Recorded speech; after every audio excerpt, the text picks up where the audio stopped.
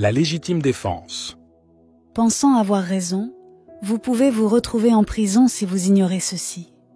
Un homme m'attaque avec un bâton, j'utilise un couteau et je le poignarde. Il meurt. Puis-je évoquer de la légitime défense? Non, la légitime défense doit être proportionnelle. Si on vous attaque avec un bâton qui ne peut probablement pas vous tuer, si vous utilisez un couteau pour répliquer, vous serez condamné pour meurtre avec circonstances atténuantes.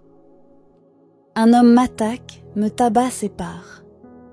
Comme je ne suis pas assez fort, je pars chercher mon groupe d'amis et on revient le tabasser. Est-ce de la légitime défense? Non, la légitime défense doit être spontanée, donc elle doit se commettre dans le même instant que lorsqu'on est attaqué. Je vois un voyou agresser un homme en cours de route, je le défends et je tabasse le voyou. Serais-je inculpé pour coups et blessures volontaires? Non, c'est de la légitime défense. Elle peut se faire pour soi ou pour un autre, mais à condition que cela réunisse les éléments qui la constituent. Je trouve ma femme en train de coucher avec un autre homme sur mon lit, je tue cet homme avec une arme.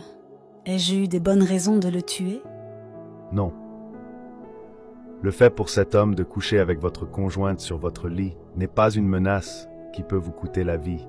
Vous pourriez introduire une action en justice contre votre conjointe pour adultère. Mais pour l'homme, il n'y a aucune infraction à sa charge, donc le tuer vous inculpera de meurtre.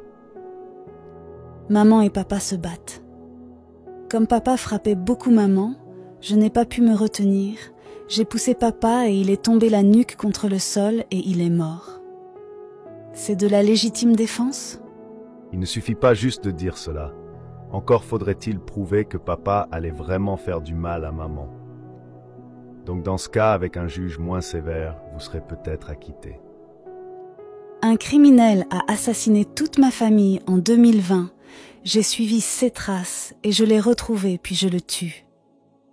Puis-je dire qu'il s'agit de la légitime défense? Non, il s'agit d'un assassinat. Vous auriez mieux fait de porter plainte avec vos preuves à l'appui. Un homme insulte ma mère en plein air, et comme je suis champion de la boxe de mon quartier. Je lui ai juste donné un seul coup, puis il se casse la côte. Il l'a bien mérité? Non, même si tu es champion du monde poids lourd, tu n'as pas à frapper quelqu'un pour injure. La loi peut parfois sembler dure, mais elle est ce qu'elle estimated. Il est donc essentiel de toujours savoir comment se comporter pour rester dans ses limites.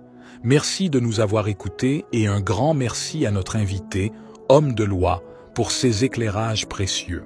Prenez soin de vous et à bientôt pour une nouvelle émission.